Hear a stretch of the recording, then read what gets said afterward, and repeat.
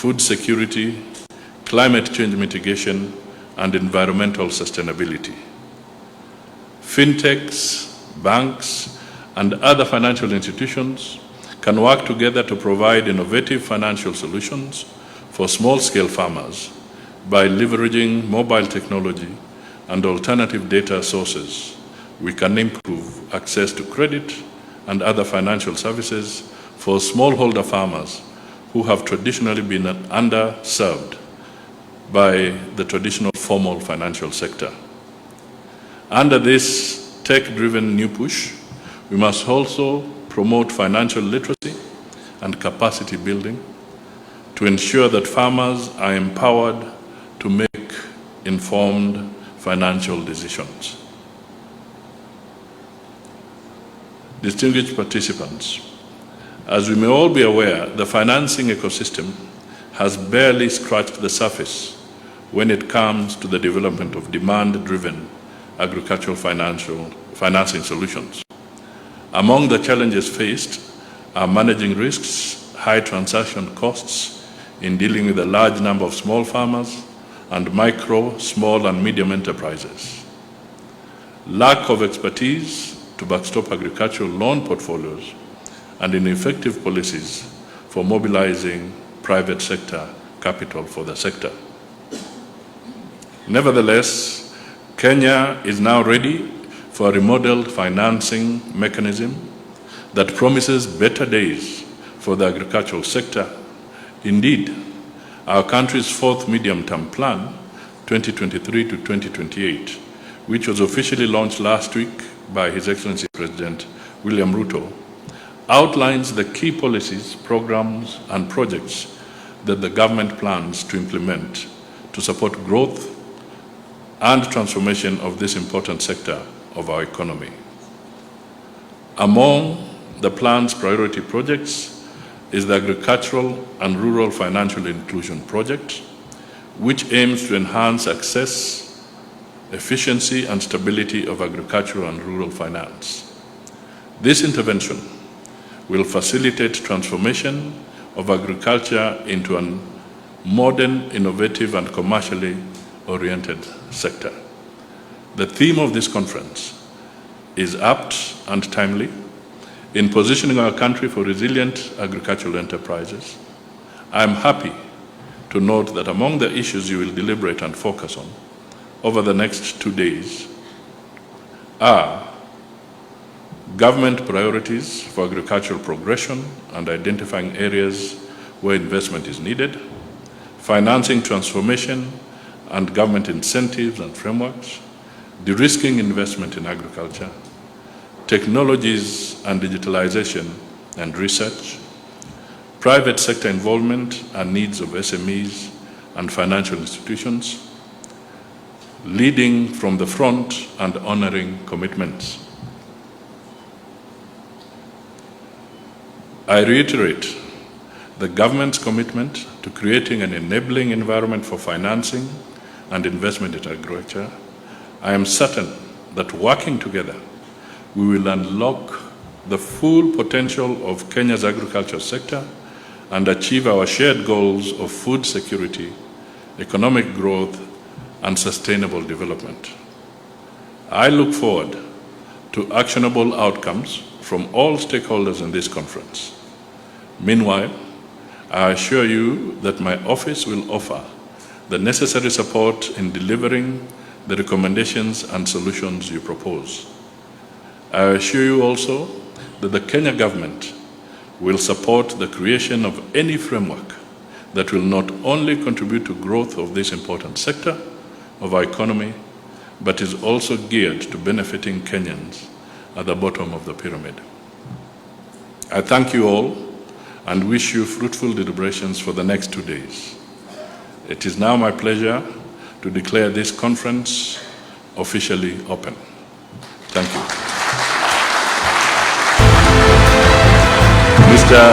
Mr. Minister, maybe before I step off, let me just add 1 or 2 quick points.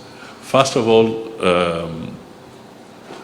I wish I would really have liked to be here to engage a little more, but as my colleague indicated, We have the Minister for Foreign Affairs from Hungary, who is coming in, and we have some engagements for bilateral MOU to be signed off. So I have to leave to be able to do that. The second thing I just want to quickly point out is that the Executive Order number 2, which was signed off by the President, is very specific that we must work very closely with the Minister for Agriculture and the people in the agricultural sector to be able to step up our export potential and to attract foreign investment. As we grow local, we also attract the foreign investors. So we are conjoined at the hip with the Ministry of Agriculture in this agenda. But let me just quickly flag one or two things. The private sector is absolutely important for us to achieve growth in agriculture. It's absolutely essential. And I would like us, particularly those of us who are in government and those of us who are politicians, because that is where a lot of these menenos come from, we must not look at the private sector as an opposition. So when you're engaging with the private sector, don't look at them as an opposition and therefore in the process create unnecessary bureaucracy and hurdles because the mentality is that you want to frustrate the opposition. Let's look at the private sector as partners. That is what is going to really transform our engagements. I say so because we have seen times when the government sometimes assumes they can do better than the private sector in certain areas, and we land into difficulty. And there are many examples. I had the opportunity at one time to serve as the Minister for Agriculture. My colleague is now there. And when there was need to bridge the food deficit gap through the cereal board, and you don't have the exchequer funds, but sometimes you'd have a constituency in government arguing that it must be government to handle this. My experience was that if you prepared and gave a transparent proposal, levelized the field, the private sector used to fill that gap without any difficulty and without an additional cost to the exchequer.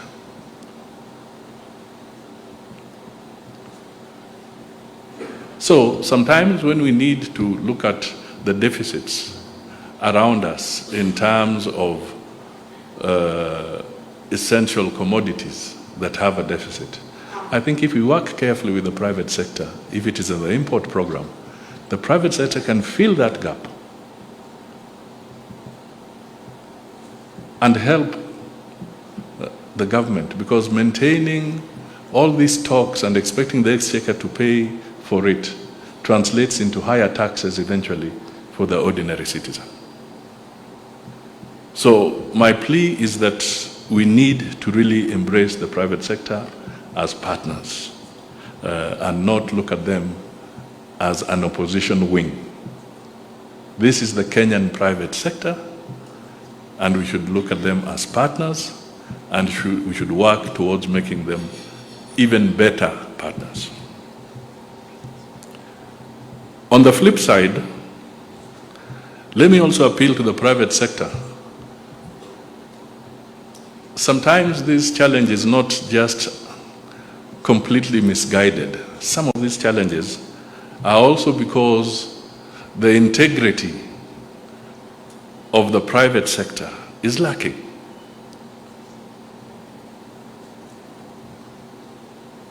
For people to have confidence in that private sector, the private sector must also espouse integrity in the process.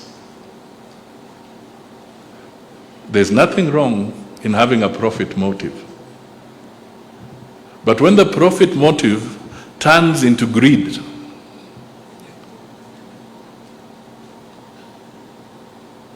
then that is where the problem arises. It has to be balanced.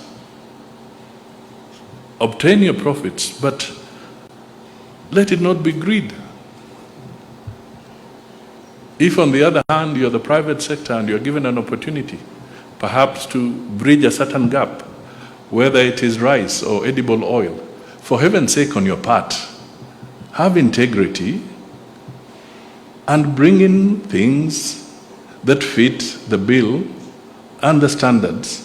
Because if it is human consumption, or if it is something for our livestock, or if it is something that is fertilizer-based, please, on your part, also do it with integrity so that you can build confidence in the farmers, in the people in Kenya, in the consumers, that you are a responsible private sector. So this is absolutely essential. It cuts both ways. Those in the public sector respect the private sector, and those in the private sector, please earn the respect by doing what is right, ethically. And that way, I think we shall be able to build our agricultural sector tremendously. As you are all aware, it's no longer news. It's in the public domain. Foreign or diaspora remittances have now exceeded our earnings, our foreign exchange earnings. The diaspora remittances were about $4.2 billion US last year. They have exceeded coffee, they have exceeded tea, they have exceeded horticulture.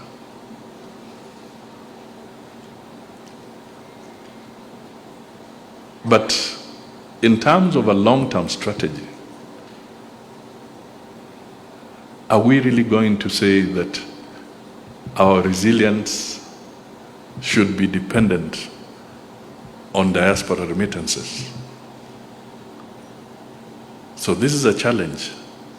How do we get back the agricultural sector? How do we get back the tea? How do we get back the coffee? How do we get back the floriculture and horticulture to be at the top, so that we can diversify and actually strengthen our economic base even more? So I hope the outcome of this conference will provide some answers in this particular area. At the same time, please also reflect on how we can work together with the private sector. The government of Kenya, for instance, signed the EPA, the European Partnership Agreement, giving us quota-free and duty-free or tariff-free access to 27 countries in the European Union. How do we bring that down to the farmer? How do we really domesticate what the government of Kenya executed? Help us so that we unbundle these agreements, so that the ordinary farmer and the private sector in Kenya can literally seize the opportunity and leapfrog our deficiencies to greater inflows for the people of Kenya. So in your conversation, please also give some due consideration that how are we going to maximize on these very important agreements that we have executed between us and our partners. So ladies and gentlemen, let me stop there. But thank you for indulging and giving me just a few minutes. If I leave, please understand, so that I do not maybe miss out on another potential bilateral agreement that would be very good for the people of Kenya. Thank you, and God bless you all.